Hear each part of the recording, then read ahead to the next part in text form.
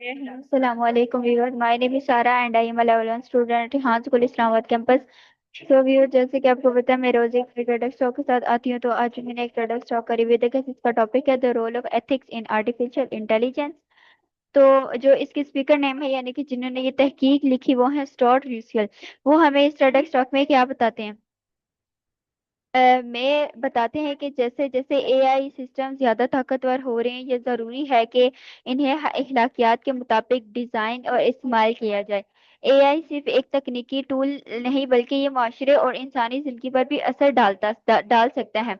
और जो इसके मेन पॉइंट्स हैं वो हैं एआई को इंसानी इकदार के मुताबिक रखें। एआई ऐसे फैसले करे जो इंसानी अखलाकियात और भलाई को तरजीह दें। गलत या गैर इखलाकी एआई हादसा ताज्जुब या गैर मुनसिफाना रवैया पैदा कर सकता है। एआई के फैसले काबिल फहम हों और इंसान हमेशा जिम्मेदार रहें। टेक्नोलॉजी और इखलाकियात के माहिरीन को मिलकर काम करना चाहिए ताकि एआई महफूज और फायदा मंद हो। एआई की तरक्की के साथ इखलाकियात को